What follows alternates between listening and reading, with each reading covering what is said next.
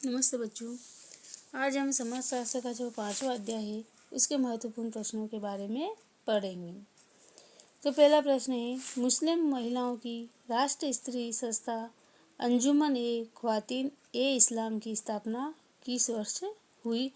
तो इसकी स्थापना हुई 1914 में। फिर अगला क्वेश्चन है, पश्चिमीकरण का प्रभाव जीवन के किस क्षेत्र में पड़ा? यानी कि पाश्चात्य संस्कृति का जो प्रभाव है वो सबसे ज़्यादा जीवन के किस क्षेत्र में पड़ा? तो वो है सांस्कृतिक क्षेत्र, राजनीतिक क्षेत्र, धार्मिक क्षेत्र, उपयुक्त सभी। यानी कि इस संस्कृतिकरण का या पाश्चात्यकरण का प्रभाव सांस्कृतिक प्रभाव भी पड़ा, राजनीतिक क्षेत्र में भी पड़ा, धार्मिक क्षेत्र में भी पड़ा। यानी कि इन सभी क्षेत्रों में पश्चिमीकरण सभ्यता का सबसे बड़ा प्रभाव पड़ा है। फिर आगे है, भारत में धर्मनिरपेक्षीकरण के कारक कौन कौन से हैं? यानी कि धर्मनिरपेक्षीकरण के मुख्य तत्व कौन कौन से हैं? तो पहला है पश्चिमीकरण, दूसरा है सामाजिक व आर्थिक आंदोलन, तीसरा है नगरीकरण और चौथा आता है सभी। तो इसका उत्तर होगा उपयुक्त सभी। फिर अगला क्वेश्चन है, social change and modern India पुस्तक के लेखक कौन है? तो इसके पुस्तक के लेखक है एम जैन श्रीनिवासन। फिर लर्नर ने आधुनिकीकरण की किस विशेषता का उल्लेख किया? यानी कि समाजशास्त्री लर्नर ने आधुनिकीकरण की किस विशेषता का विशेष रूप से उल्लेख किया है? तो पहला है शिक्षा का प्रसार। यानी कि आधुनिकीकरण की मुख्य विशेषताएं किस किस के अंतर्गत है?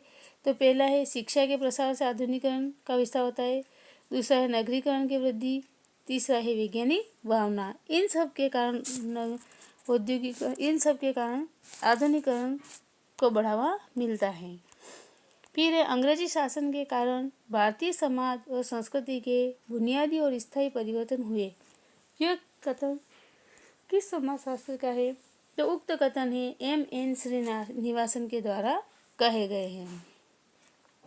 फिर अगला क्वेश्चन है, पश्चिमीकरण ने समाज में किस नवीन वर्ग को जन्म दिया है? यानी कि पश्चिमीकरण ने समाज में एक नए वर्ग को जन्म दिया, उसका नाम है अभिजात वर्ग, है ना। तो इस वर्ग का नाम है अभिजात वर्ग को जन्म दिया।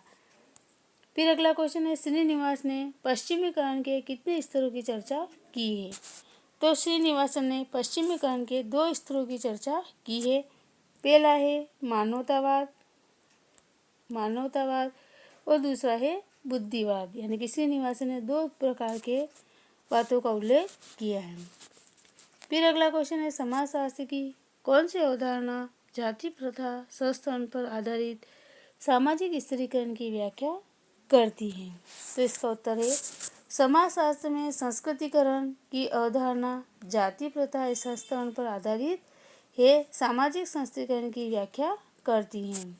यानी कि संस्कृतिकरण जो है वह जाति के आधार पर स्थानांतरित होते हैं। यानी कि प्रत्येक जाति की संस्कृति अलग अलग होती हैं।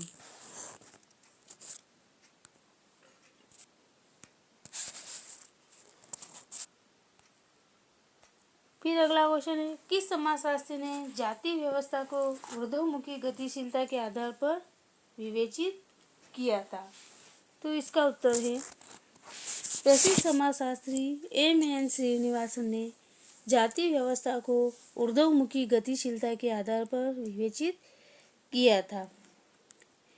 फिर है, history of caste in India पुस्तक के लेखक कौन हैं? तो इसके लेखक है एस.वी. केतकर इस पुस्तक के लेखक हैं। Caste and communication in an Indian village पुस्तक के लेखक कौन है? तो इस पुस्तक के लेखक है D.N. मजूमदार। यानी कि समाजशास्त्री D.N. मजूमदार इस पुस्तक के लेखक हैं। फिर अगला क्वेश्चन है, धर्मनिरपेक्षीकरण एक ऐसी प्रक्रिया को इंगित करती है जिसके अंतर्गत विभिन्न सामाजिक संस्थाएं धार्मिक अवधारणाओं को पकड़ या प्रभाव से बहुत हद तक मुक्त हो जाती है। यानी कि धर्मनिरपेक्षीकरण की प्रक्रिया के अंतर्गत सामाजिक संस्थाएं धार्मिक अवधारणाओं को मुख्य रूप से ये प्रभावित करती है, तो ये है, यह कथन किस विद्वान ने कहा? ब्रायन आर विल्सन ने यह कथन कहे थे। फिर अगला है, आधुनिकता का मतलब ये समझ में आता है कि इसके समक्ष समिति संकीर्ण स्थानीय दृष्टिकोण कमजोर पड़ जाते हैं। तो ये कथन किसका है कि समाज के सामने आधुनिकता के कारण स्थानीय दृष्टिकोण जो होते हैं, यानी कि समाज के जो पैमाने होते हैं, वो उनके आगे, आधुनिकता के आगे कमजोर पड़ जाते हैं। तो ये कथन रोडोल्फ ने ये कथन कहे थे। आधुनिकीकरण कोई उद्देश्य नहीं है, बल्कि एक प्रक्रिया है। कोई अपनाई जाने वाली वस्तु नहीं है, बल्कि उसमें सम्मिलित होना है। यह कथन किस विद्वान का है? यह कथन है W.J. स्मिथ ने यह कथन कहे थे। आधुनिक समाज ने प्रकृति का ही अंत कर दिया है, यह कथन किस विद्वान का है? तो ये उक्त कथन है मक्की बेन ने यह कथन कहे थे। तो आज इतना ही। धन्यवाद। अगर कोई समझ में नहीं आए तो आप पुनः